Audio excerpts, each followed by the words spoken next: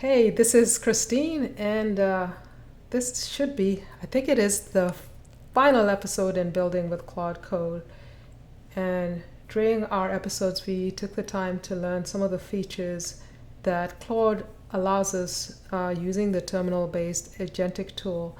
And in this final episode, I'm just going to wrap it up with some thoughts of what I liked, what I found challenging, and some of the things that I just didn't like at all.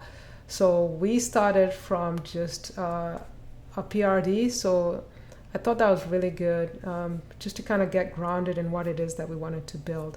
I really did believe that Claude Code was super fast to work with.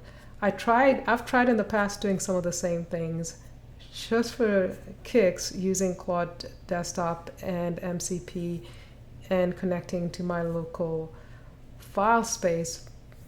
That just drove me crazy. So I do believe that just going through the agentic workflow using Claude Code, being able to see what it's changing through the diffs was really, really helpful. It was so good to also have, that checklist. So just starting with the PRD, and that's where we began.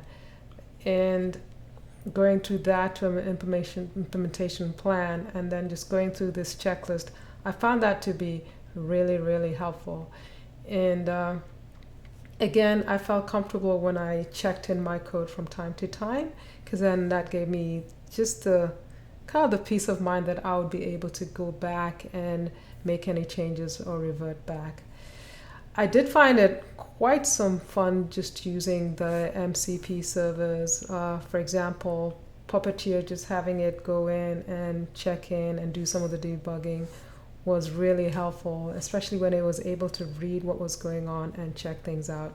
Sometimes I had to take screenshots because it didn't navigate to the right place, but for the most part, Puppeteer was really useful.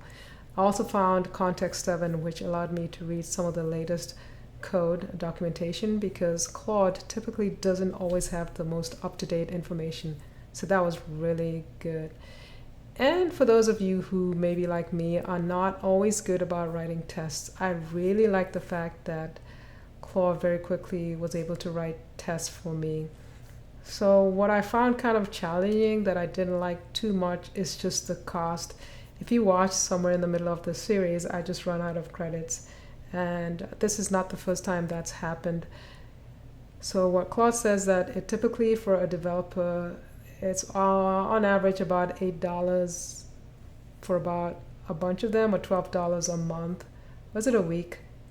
Whatever the value is, I think I went way over. So if you're using this for a long period of time, I would suggest that instead of having it hit your billing, your prepaid credits, to instead just sign up for one of those plans, the Claude Max subscription. It comes in two flavors as of today. There's the $100 one, and there's a $200 one.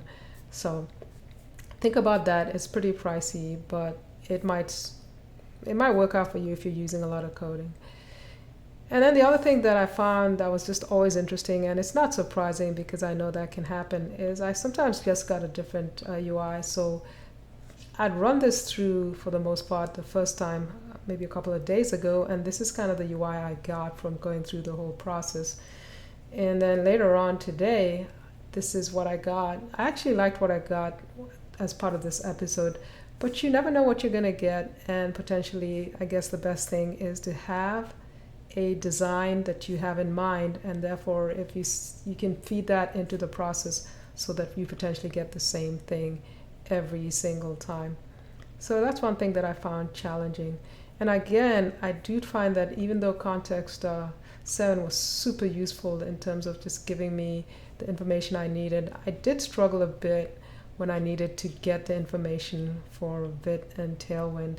In fact, I might actually give it the exact same prompt, and Claude would, for whatever reason, maybe it was Context 7 or maybe it was Claude, but it would give me something different every time, and that could be a little bit frustrating. And then you saw what it looked like as I was going through and testing this out over and over again. I ran into a lot of challenges with TypeScript or lint, and seemed to pop up. It makes a small change and you get a new TypeScript error. I try to kind of work around that by giving some instructions to Claude, especially what to do with types. I probably wasn't doing it as well as I should have.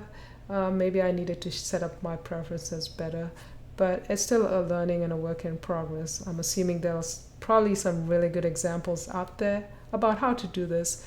In any case, I'm sure there are forums that can help you with that as well. The other thing that I think is pretty important is that you should, and these are just tips, things that you should be aware of. When you're working with any tech stack, it's probably a good idea to have a good sense of how it works, what are some of the gotchas. I kind of knew this in terms of Tailwind, I knew that from my experience before and the cutoff date that it was probably going to give me the wrong information. And so I was able to navigate around that as well. But as part of the series, I did have a lot of challenges with Tinybase, and that's more about me also not knowing how it works that deeply. So I could have stopped it and say, oh, you should be doing it this way. That's a learning process. It was actually pretty useful in terms of, with no knowledge, being able to build something, but it was a little rough again. This is just something that if I had like a good working knowledge of Tinybase, I would have gotten through it much faster. The other tip that I could give you is that it's pretty important to kind of get a handle. You can, as Claude is giving you information back and forth, sometimes it just cycles. You can see it making the same solution going back again and again. That's when you just tell it to stop, go back, review what you've done so far. Another thing is, with experience, you kind of get a sense of when it's doing something that's not quite right. We can call it code smell. So a few times, even with things that I wasn't aware of it was trying to do things. For example, one time it tried to avoid this TypeScript error by putting a code comment saying ignore it. And I'm like, pushed it a little harder. I'm like, is that really, can you give me another way of doing it? And it finally got it done the right way. So even if you have some what you call code smell, you can always prompt it and ask it, is this the best practice? Or can you think about this? Or even just say, I'd like you to give me some additional options, review what you're doing. So a few times I got caught out with Claude because I wasn't checking too much, just hitting enter, enter, enter, which is something you can get used to doing. So always see the code that it's giving you and spot it right away if there's something that you're not sure about. Ask it questions. And it's always really important to have that PRD available, because with that you can at least see where you are and keep it handy. So what's next? So for me, I'm going to be spending maybe a little bit of time just figuring out making some of the rough edges smooth and making the repo public so that you can take a look at it. Hopefully by the time this video lands, it should be. And I might finish up some of the implementation items, at least anything that's pretty important. If I don't get to them, feel free to go ahead and send in a PR, and bonus if you actually use Claude Code to make your changes. And lastly, I think one really good thing that you can take a look at is Anthropic released a really good document for some of the best practices for agentic coding with Claude Code. And that was the inspiration around some of the items in here, but there's so many other nuggets that I never got to. Go ahead and explore it on your own. There's a lot of fun stuff that you can do. Claude Code is actually pretty fun. I would recommend it to you. I would continue using it. I just have to get good at those TypeScript errors so it doesn't charge me so much. But other than that, I think this has been fun actually building this, and I hope this has been helpful to you to give you a sense of what you can use with Claude Code.